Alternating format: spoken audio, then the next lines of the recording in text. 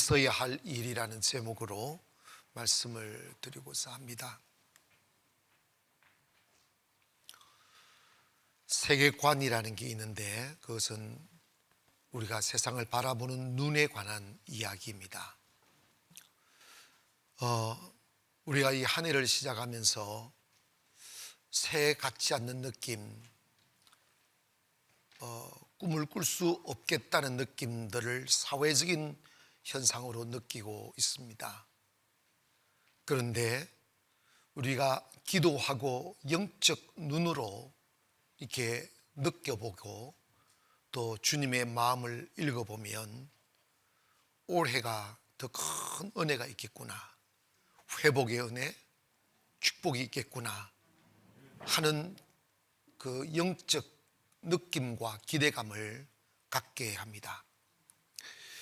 오늘 본문의 성경 말씀의 배경을 보면 이 시대는 참 어둡고 정의가 없었고 정치도 종교도 경제도 문화도 다 무너져 버린 시대입니다.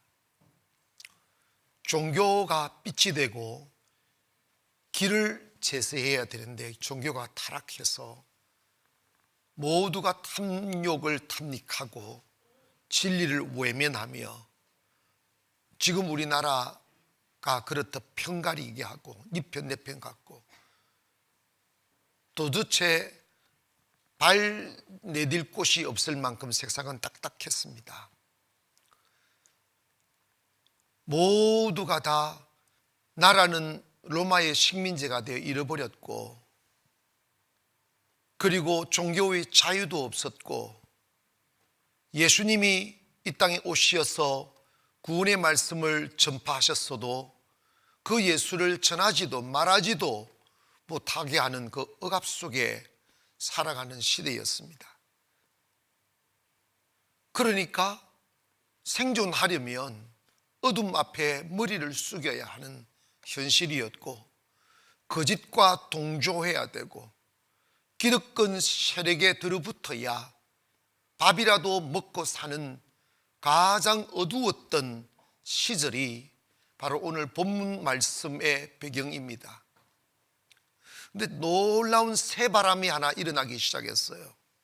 그게 뭐냐면 국가의 권력이 일어나 예배하지 못하게 하고 예수 이름도 부르지 못하게 하고 전도도 하지 못하게 하고 예수님의 이름으로 모이지도 못하게 하여 그것이 발각이 되면 체포되고 고문당하고 죽음에 이르기까지 되는 그 슬픈 시대 속에 살아가고 있었는데 어디선가 숨어서 어디선가 소리 없이 모여 기도하고 모여 기도하는 힘없는 자들의 모임들이 시작되기 시작했어요.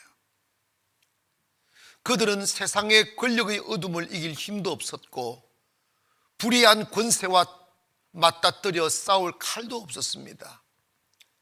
그리고 그들은 결코 다수도 아니었고 사회적으로 명망가가 아닌 초라한 이름들을 가진 몇 사람들이 마가의 다락방이나 토굴 속이나 땅굴 속에 들어가서 예배하기 시작했습니다. 그런데 그 소문이 조금씩 퍼지니까 유대 권력이 그들을 제압하려고 했어요. 못 들이게 하고 조사하기가 시작이 되고 체포하기 시작하고 추적하기 시작했어요. 그런데 그들은 그 성령 안에서 모이는 예배를 멈추지 않았어요. 아무 힘이 없는데 기적이 일어나기 시작해요. 누구도 그들과 함께하지 않는데 묘한 기적 같은 축복이 일어나기 시작해요. 사람이 변화되고 생각이 변화되고 그렇게 어둡던 세상이 밝아지기 시작하는 거예요. 어둠의 권세인 사탄이가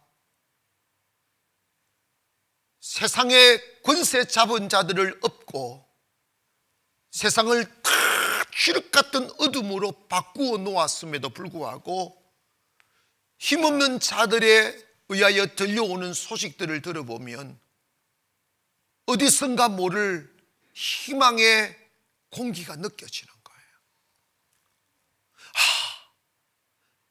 새로운 길이 있구나, 살 길이 있구나. 하나님은 율법에 묶여 기록 속에 있는 하나님이 아니라 살아계신 하나님이로구나 하는 희망이 들려오기 시작합니다. 그들에 의하여 어둠이 정복이 되고 그 세상 권력을 등에 업고 짓눌렸던 사탄의 권세도 제압당하고 그들을 향하여 칼을 뽑고 창을 찔러댔던 사람들은 온데간데 없고 어느새 그들이 영웅이 되어 세상을 비치는 아름다운 빛으로 일어서게 되는 장면들이 오늘 본문에서 나옵니다. 자타가 공인하린 만큼 지금 우리나라는 어둡습니다. 정신적으로 어둡고 윤리적으로 어둡고 종교적으로 어둡습니다. 모두 다 움츠리고 있고 이 답답하고 기가 막힌 이 세대를 어떻게 살아갈까 두려워하는 사람들로 가득 차 있습니다. 정치인들이 세기를 열 수 없고 다른 어떤 사람들이 어둠에 지배당하는 이 시대를 빛을 비출 수가 없어요. 딱 한 곳밖에 없어요. 교회입니다. 여러분, 세상이 어두워지고 죄악이 관영하면 가장 싫어하고 터부시당하고 외면당하는 곳이 교회입니다. 세상이 교회를 싫어할 때, 세상이 교회를 외면할 때, 그때가 기회입니다. 움츠러들 것 없어요. 가장 어두울 때 모든 세상의 권력과 힘과 땅과 재물과 사람들을 사탄이 다 제압했을 때 그때 하나님은 일어나는 것입니다. 일어나는데 명망가와 권력자와 재벌가들을 사용하시는 것이 아니라 어디선가 이름 모르는 토굴 속에서 기도하는 그 사람들, 예배를 놓치지 않는 그 사람들, 세상의 풍요의 공기를 마시며 사는 사람이 아니라 하나님이 주시는 생기를 마시며 살아가는 살아있는 그 사람들을 하나님은 찾아내십니다. 그들에게는 권력도 없습니다. 그들에게는 돈도 없습니다. 그들에게는 높은 명망도 없습니다. 그러나 그들에게 있는 것 하나 있습니다. 예수 그리스도의 이름.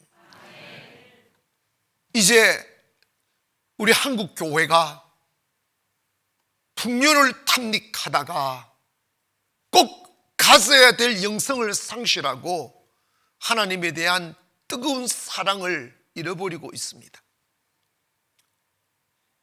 세상이 어두워 절망이 아니라 교회가 빛을 잃어버리고 교회가 소금의 맛을 잃어버리면 그것이 절망인 것입니다. 하나, 아무리 사탄이 세상을 뒤덮고 춤을 춘다 할지라도 하나님은 세상의 내일을 결코 사탄의 손에 맡기지 않습니다. 하나님은 다시 일어나십니다. 하나님 다시 일하십니다. 그리고 다시 살릴 것입니다.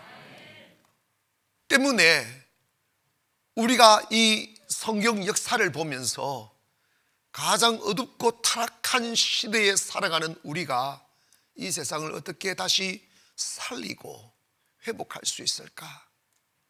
그것은 수학 공식에서 있는 게 아니라 성경으로 돌아가면 돼요. 아멘. 성경에서 초대교회가 어떻게 해서 세상을 바꾸었는지, 무엇으로 세상을 변화시켰는지, 무엇으로 세상을 또다시 밝게 만드는지를 보면 되는 거지. 그게 바로 첫 번째가 모이기를 힘쓰기 시작했어요. 이게 얼마나 목사님 또 성도들 모으려고 그걸 모아야지 어떡합니까? 이 코로나 시절에는요 매일 개척이에요. 세워놓으면 개척, 성가대도 맨날 개척이에요. 세워놓으면 흩어지고 세워놓으면 흩어지고.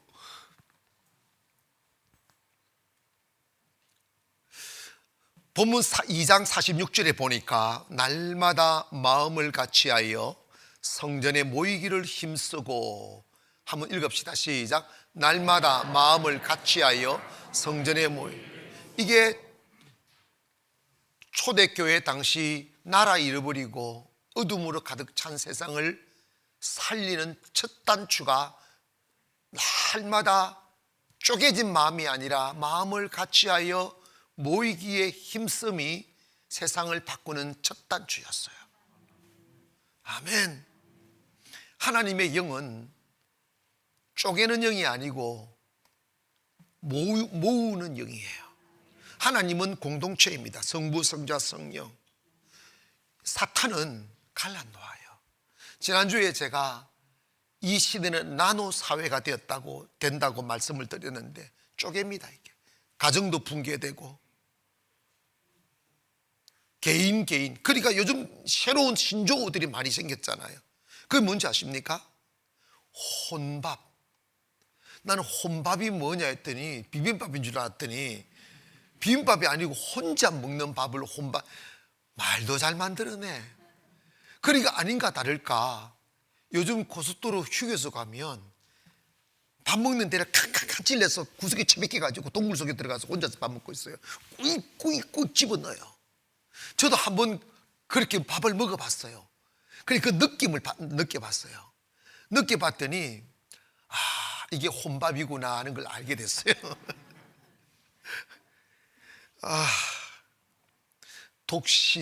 독신이라는 단어, 독신자 아파트, 독거노인.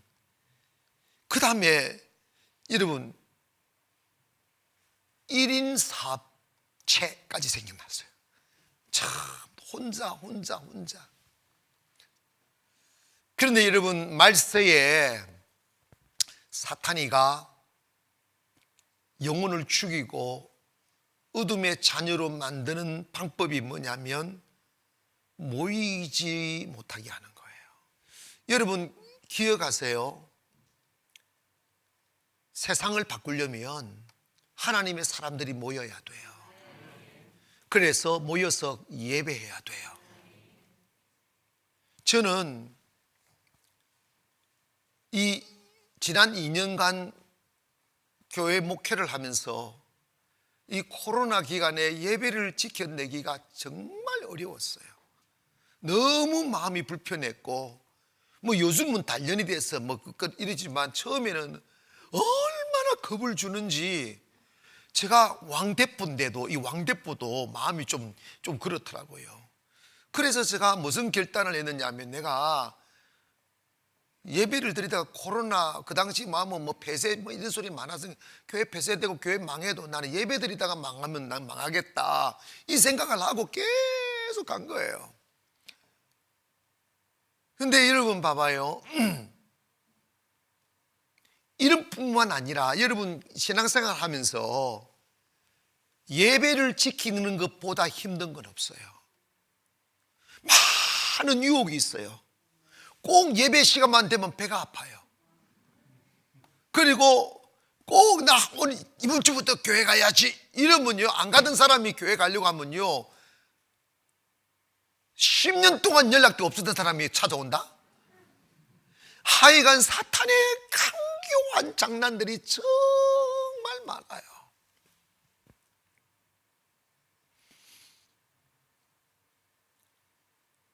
제가 지난주에 춘천을 다녀오면서 그 정빈 집사, 지금은 장로가 되었는데 그 가정에서 아파트를 샀다고 하면서 입주 예배금 해달라고 예배를 드려주고 하면서 그 20년의 세월이 쭉 필름처럼 지나갔었어요. 근데 춘천에서 그 이야기를 쭉 했는데 제가 20년 전에 춘천에 내려가서 가나안을 시작할 때 묻고도 없이 할머니 두 서너 분 앉혀놓고 10명 미만의 사람들로 3년 4년을 설교를 하며 그때부터 제가 정신을 차리고 예배가 답이다는 생각을 하고 매일 하루에 2번씩 예배를 드리는 것을 그 춘천에서 계속 그렇게 거의 10년을 그렇게 하고 제가 송도로 와서 개척하면서도 매일 2번씩 예배를 드리는 걸 20년을 지금 지켜가고 있어요. 근데 이게 그러려다 보니까 포기해야 될 게 참 많이 있어요. 여행도 못 가고 놀러도 못 가고 사적인 모임도 못 하고, 특별히 목사님들은 이 모임이 굉장히 많아요. 회의도 많고 뭐도 많고 정말 많아요. 근데 그걸 다 포기했어야만 했었어요. 처음에는 내가 말을 좀 들었어요. 당신 혼자 사는 세상 아니라고. 왜 목사님들은 여행도 같이 가고 놀러도 같이 가고 그래 교제가 돼야 교회에 뭐 이러지, 교회에 뭔가 얼굴이야. 난 교회에 얼굴 나타내고 싶은 마음 없다. 그냥 나는 예배하는 답이다. 그런데 여러분, 지나고 보니까 그 소리 했던 목사들은요, 여전히 20년이 지나도 지하에 있고 교회 문 닫고 있는데, 저 교회에 아무것도 안 했는데 지금 20년 지나 지금 총회장 되지, 무슨 회장 되지, 회장되라는 뜻으로 줄을 쓰고 있어요. 자랑 같은 느낌이 드네. 그런데 그리고 교회도 여러분 춘천도 세우고 여기도 세우고 지금 하고, 이게 돈으로 되는 것도 아니고 내가 월등히 뭐 능력이 뭐 큰 것도 아니라 지금까지 곰곰이 생각하니까 저는 그냥 모든 것을 다 뭐 그런다고 해서 내가 뭘 못한 게 있어요? 안 한 게 있냐고. 하고 싶은 멀쩡히 살아 있어요. 아멘. 여러분 있잖아요, 물론 건강도 지켜야죠. 그 다음에 안전도 지켜야죠. 그러나 우선순위는 분명히 해야 돼요. 그게 뭐냐면 내가 내 배를 채우고 내 육체의 건강을 위해 사는 게 아니라, 여러분 예수님이 이런 말씀 하셨잖아요. 네가 천하를 얻고도 네 생명을 잃어버리면 아무 소용이 없다. 이 생명은 영혼을 의미하는 거예요. 여러분, 우리가 여러 가지 있지만 여러분의 삶의 우선순위, 하나님 앞에 모이는 것을 우선순위에 두세요. 그게 성공의 비밀입니다. 예배를 들쑥날쑥 하는 사람은 인생도 들쑥날쑥이더라고요. 딱 마음을 정하고 하나님은 예배하는 자를 찾으시니 예배하는 자가 신령과 진정으로 예배할지니라. 아멘. 앞으로 세상이 어떤 세상이 일어날지 몰라요. 근데 이 초대교회는 국가 권력이 나서서 예배 못하도록 했어요. 300만 원 벌금 물린다는 소리가 아니고 죽였어요. 감옥에 집어넣었어요. 그런데 그들은 권력과 막 데모하면서 싸운 게 아니라 숨어 다니면서 예배했어요. 여러분, 초대교회가 정말 다시 일어나고 세상을 밝히고 살리게 된 그 동기가 모이기에 힘썼기 때문입니다. 어쨌든 여러분, 그 외에도 너무나 많은 유혹들이 있어요. 모이지 못하면 죽습니다. 영의 양식을 안 먹으면 죽습니다. 죽고 난 뒤에 무슨 소용이 있겠어요? 목사님, 나 1년 뒤에 나 이렇게. 하나님의 은혜라는 게 하루아침에 오는 게 아니에요. 축복이나 하루아침에 아닌 게, 너 그때 어떻게 했어 묻는 거예요. 너 그때 어떻게 예배 드렸어? 너 그때 어떻게 기도했고? 너 그때 어떻게 전도했냐고. 청년들이 코로나 기간에도 시장 바닥에 가지고 온갖 다 가더라고. 무슨 시장 송도에서 하는 게 아니더라고. 시장 가가지고 전도를 하는데, 전도를 했대. 별일을 다 했대요. 막 뭐라고 하는 사람도 있고, 막 선물 주는 사람도 있고, 막 잘한다는 사람도 있고. 근데 욕한다고 안 하고 칭찬한다고 하고 그런 게 아니잖아요. 그냥 주님이 하라고 했으니까 순종하는 것이죠. 여러분, 제가 볼 때 앞으로 너무나 많은 일들이 일어날 것 같아요. 하지만 겁먹지 마시고 어디 있으나 예배하기를 바랍니다.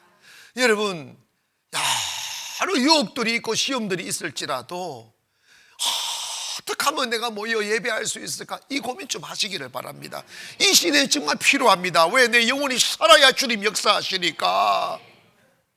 두 번째로, 세상을 살리려면 이성과 교만과 자기 생각으로 살지 말고 성령의 지배를 받아야 돼요. 이게 예수 믿는 사람들의 특징이어야만 합니다. 대부분의 사람들은 자기 이성으로 살아요. 자기 생각으로, 자기 고집으로, 자기 교만으로 살아요. 이 사람에게는 하나님이 역사하지 않아요. 기적이 없어요. 맨날 척척한 인생을 삽니다. 근데 초대교회 성도들은 성령에 취해 살았어요. 놀라워요. 쫓겨다니니까 직장 못 다니죠? 토굴 속에 들어가니까 자유 없죠? 땅굴 속에, 이런 카타콤이라는 이야기 많이 들어봤잖아요. 땅 속에 굴들을 파가지고 그 많은 사람들이 산 거예요. 믿음 하나 지키려고. 그 사람들이 세상을 살린 생명의 원인입니다. 그런데 어디선가 하나님에 의하여 먹을 것이 공급이 되고, 할렐루야, 그 토굴 속에 햇빛 한번 못 보고 사는 사람들이 자유가 있고 기쁨이 있고, 매일 구멍 파놓고 로마 군병들이 사내들인 공회가 창과 칼로 침공에 들어오진 않나 보초병을 세워놓고 예배를 드리면서도 그들의 마음에는 평화가 있었어요. 그리고 놀라운 변화가 일어나는데 자기를 극복하는 능력이 생겨난 거예요. 욕심 없는 사람 없고, 돈 사랑치 않는 사람 없고, 자기 배를 우상 삼지 않는 사람 없는데 놀라운 변화가 일어나는데, 서로 마음을 같이 하고 모이고 찬미하고 예배하면서 뭐냐면 모든 물건을 통용하며 내 것을 내 것이라고 하는 사람이 없이 다 나누는 기적의 역사가 일어나기 시작하는 거예요. 이거는 뭐냐면 욕심으로 사는 사람들은 절대로 못합니다. 성령의 지배를 받기를 바랍니다. 사랑하는 여러분, 그 사람의 크기는 그 사람의 생각이 어떠냐 하냐에 따라 달리는데, 욕심과 자기 생각과 이성을 앞세우며 사는 사람은 자기를 우상 삼고 살지만 단 하루도 행복하지 못합니다. 사람답게 살지 못하고 산 뒤에 부끄러움만 남기게 마련이에요. 우리가 매일 기도하고 주 앞에 나아가는 것은 우리의 탐욕이 나를 지배하지 않게 하고 성령님께서 우리를 지배하시도록 여러분을 열어드리기를 주의 이름으로 축원합니다. 기도할 때 마음을 활짝 여시고, 성령님 나를 지배해 주시옵소서. 단 하루라도 주의 영에 사로잡혀 살아갈 수 있게 하여 주시옵소서. 여러분, 솔직히 우리 한번 고백해 볼까요? 목사도 장로도 집사도 권사도 얼마나 많은 세월 동안 돈 걱정하며 살았습니까? 얼마나 많은 세월을 염려하며 살았습니까?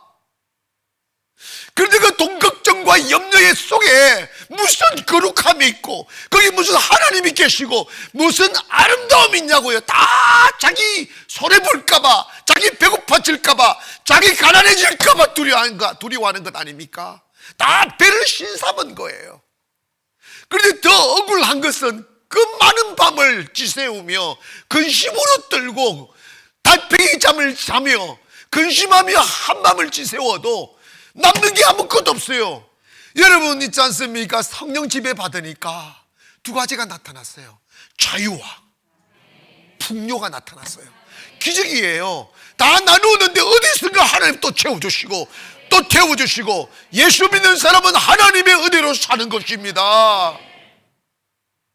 사랑하는 여러분, 올 한 해 탐욕으로 살지 말고 성령의 지배 좀 받으십시다.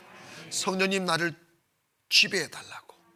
그게 예수 믿는 것의 가장 아름다움이에요. 여러분, 말세가 되면 사람들이 자기 배를 신 삼는다고 그랬어요. 돈을 사랑하기를 하나님보다 더 한다고 그랬어요. 그 사람을 통하여는 생명 없습니다. 우리 모여 기도하고 예배할 때마다 성령님을 사모하고 성령님이 우리를 지배하도록 허용하십시오. 기적이 일어납니다. 초대교회가 여러분, 그들은 싸우지 않았어요. 도망다니며 예배만 드렸지. 그리고 그냥 툭 나가서 예수 복음 전하다가 군대들이 오면 경찰들 도망가서 다른 데로 가고 막 이러면서 가는 곳마다 주님이 역사하셨어요. 그리고 주님이 말씀하라면 그들 앞에서 당당하게 말씀하셨어요. 여러분, 우리 있지 않습니까? 이게 답이다, 이게 아니라 성령의 지배받는 삶을 사는 것을 답으로 여기기를 원합니다. 2022년도가 누구에게는 절망이고 누구에게는 끝없는 희망이 될 거예요. 성령으로 사는 사람들은 성령님이 길을 내십니다. 성령님이 축복하십니다.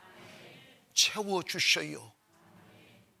그것을 위하여 여러 가지가 있지만 마지막으로 한 가지 꼭 그들이 그 모든 것을 예배하고 모이고 성령의 지배받기 위하여 그들이 꾸준히 쉬지 않고 한 게 뭐냐면 기도였어요. 42절을 봅니다. 사도행 2장 42절. 그들이 사도의 가르침을 받아 서로 교제하고 떡을 떼며 오로지 먹는 데 힘쓰니라. 오로지 이게요. 오로지 이 말이 무슨 말이에요? 오로지 오직 딱 한 가지 뭐 했어? 여러분 기도한 거예요. 아멘. 근데 우리 한국 교회는 모이는 걸 다른 외국 교회보다 많이 모여. 요즘은 많이 없어졌습니다만은 모이기는 잘하는데 오로지 기도를 안 하고 회의를 했어요. 그러다가 회의에 빠진 게 한국 교회예요. 여러분 오로지 모여서 회의한 일이라 이런 건 성경에 전혀 없어요. 여러분 있지 않습니까? 성경에는 회의라는 단어가 없어요. 여러분 회의 많이 하는 교회 절대로 부흥 안 됩니다. 하나님 역사 못합니다. 오로지 기도하는 교회. 아멘. 기도에서 하나님의 의견을 묻는 거예요. 하나님의 생각을 묻는 거예요. 하나님의 뜻을 묻는 거예요. 거기에 기적이 일어나는 것입니다. 로마서 12장 12절 보니까 소망 중에 즐거워하며 환난 중에 참으며 기도에 항상 힘쓰라고 그랬어요. 사도행전 1장 14절에 보면 여자들과 예수의 어머니 마리아와 예수의 아우들과 더불어 마음을 같이 오로지 기도에 힘쓰더라. 오로지. 이게 초대교회의 모습이에요. 세상을 바꾸는 힘입니다. 하나님은 말씀으로 세상을 창조하시고 말씀으로 다스립니다. 그런데 예수 믿는 사람들에게 하나님 주신 특권 하나가 있어요. 그게 뭐냐면 예수님의 이름을 사용할 수 있는 권세입니다. 아멘. 요한복음 14장 13절에 보니까 너희가 내 이름으로 무엇이든지 구하든지 내가 시행하리니 이는 아버지로 하여금 아들로 말미암아 영광을 받게 하며 요한복음 16장 24절 지금까지 너희가 내 이름으로 아무것도 구하지 아니하였으나 구하라 그리하면 받으리니 내 기쁨이 충만한다. 뭐냐면 예수 이름으로 구할 수 있는 특권을 주신 거예요. 여러분이 인간이지만 예수의 이름으로 기도하면 그것이 하나님의 말씀처럼 권위가 있는 거예요. 능력이 있는 거예요. 예수 이름으로 명하노니 예수 이름으로 딱 기도하시면 그대로 이루어진다는 게 성경의 약속입니다. 목사님 내 예수 이름으로 뭐 해봤는데 안 되대요. 그 사람은 그 안에 예수님이 안 계셔서 그래요. 매일 모여 기도하며 성령의 지배를 받으면 주님이 내 안에 계신 것이고 주님이 내 안에 계시면 내 뱉는 대로 되는 거예요. 할렐루야. 이게 굉장히 중요한 거예요. 여러분 믿음 안에서 기도하면 여러분의 기도가 현실이 되는 걸 믿기를 바랍니다. 마태복음 7장 7절에 보면 구하라 그리하면 너에게 주실 것이요 찾으라 찾을 것이요 문을 두드리라 그리하면 열릴 것이니 구하는 이마다 받을 것이요 찾는 이는 찾아낼 것이요 두드리는 이에게는 열릴 것이라고 분명히 약속했습니다. 여러분 기도가 세상을 바꿉니다. 기도가 없는 걸 있게 합니다. 기도가 기적을 일으킵니다. 기도가 하나님이 일하시게 합니다. 내가 기도하면 하나님이 일하시고 내가 기도하지 않으면 하나님이 일하지 않습니다. 초대교회의 특징이 뭡니까? 모이면 오로지 기도했습니다. 할렐루야. 여러분 올 한 해 우리가 더 열심히 예배를 지켜냅시다. 그리고 성령의 지배를 받고 기도에 힘쓰기를 바랍니다. 이 세 가지만 하면 여러분 인생 짱이에요. 할렐루야. 여러분 우리 가난이 어떻게 일어날까요? 이 세 가지 지켜내야 돼요. 아멘. 지금까지 우리 그렇게 해서 앞으로도 지속적으로 기도하기를 원합니다. 이 시대 그리고 올 한 해 두려워하지 마십시오. 그리고 걱정하지 마십시오. 분명히 더 잘 될 것이고 행복해질 것이고 회복의 시간에 하나님은 여러분을 일으켜 주실 것입니다. 우리가 기도의 사람이 되어드리면 말입니다. 기도하겠습니다.